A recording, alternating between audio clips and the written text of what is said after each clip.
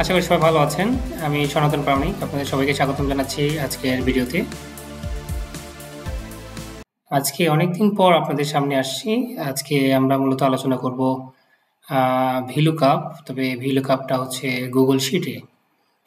VLOOKUP এর আগে আমার ভিডিওতে পাবেন আপনারা এক্সেলে। সো এক্সেল গুগল শিটের মধ্যে খুব একটা পার্থক্য নেই। আজকে জাস্ট আমরা একটু গো থ্রু করব। অনেকেই আমাকে কোয়েরি দিয়েছে যে আসলে এক্সেলের মতো করে কিভাবে আমরা গুগল শিটেও VLOOKUPটা ইউজ করতে পারি। সো আপনাদের সুবিধার্থে আমি এখানে আগে থেকেই একটা ডাটাবেস নিয়ে এসেছি। এই বাম পাশে যেটা আপনি দেখতে পাচ্ছেন আমার মাউস পয়েন্টার যদি খেয়াল করেন, এটা হচ্ছে ডেটাবেস। ধরুন এখানে ID, name, designation, program, email, salary অনুযায়ী বিভিন্ন স্টাফের ইনফরমেশন আছে। আমি এইখানে যে আইডি গুলো দেওয়া আছে, আইডির বেসিসে এখানে নেম, ইমেল এবং স্যালারি নিয়ে আসতে চাই। তো এটা যদি আপনি কপি পেস্ট করে নিয়ে আসতে চান, এটা অনেক দীর্ঘ সময়ের ব্যাপার। VLOOKUP এই কাজগুলোকে খুব সহজেই করতে পারে। তো চলুন আমরা দেখি যে কিভাবে গুগল শিটসে আমরা VLOOKUP এর ইউজ করতে পারি। তো VLOOKUP যারা জানেন, এক্সেল ইউজ করেন, তাদের জন্য খুব ইজি হবে। যারা না জানেন তারা একটু জাস্ট আমার ভিডিওটা একটু খেয়াল করে দেখবেন, তাহলেই আশা করি পারবেন। সো আমরা VLOOKUP এখানে লিখে ফেলবো। VLOOKUP চলে আসছে, দেখেন। আমি ডাবল ক্লিক করলে VLOOKUPটা ওপেন হয়ে যাবে। VLOOKUP ওপেন হওয়ার পরে এখানে কি আছে? প্রথমে সার্চ কি, রেঞ্জ, ইনডেক্স এবং সর্টেড। সো সার্চ কিতে কি আমরা কিসের বেসিসে সার্চ করতে চাচ্ছি? সার্চ কিটা হচ্ছে আমাদের আইডি। হ্যাঁ, H3 হচ্ছে আমাদের সার্চ কি। এবারে কমা দিয়ে দিলাম। কমা দেওয়ার পরে আমাদের যে কাজটা করতে হবে, আমাদের যে রেঞ্জটা, সেই রেঞ্জটা সিলেক্ট করে দিতে হবে। আমাদের রেঞ্জটা হচ্ছে ডেটা রেঞ্জ এটা, কমা আমরা কি চাই, আমরা নেমের বেসিসে সার্চ করতে চাই, তাই না? নেমের বেসিসে যদি সার্চ করতে চাই, সেই নেমটা কোন কলামে আছে? 1 2 কলামে আছে। আগে এক্সেলে যেটা ছিল যে অ্যাকচুয়াল ম্যাচ চাই অথবা কাছাকাছি ম্যাচ চাই, তাই না?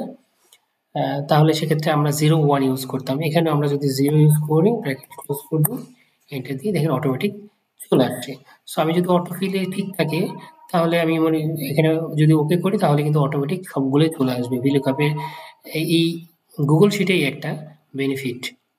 দেখুন আমি এখানে সবগুলো চলে আসছে। এখন আমি জাস্ট একটু যদি ম্যাথ করে দেখি, 5135 কি আছে এখানে? আজান। অটোমেটিক চলে আসে, তাই না? 5140 আক্তার। হ্যাঁ, তাহলে সবগুলোই ঠিক আছে। আমি একই রকম ভাবে যদি ইমেলের ক্ষেত্রে করি, VLOOKUP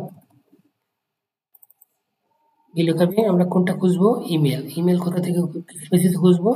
G4 এর জায়গায় আমরা দিব হচ্ছে আইডি H3। ইমেলটা কোথায় আছে?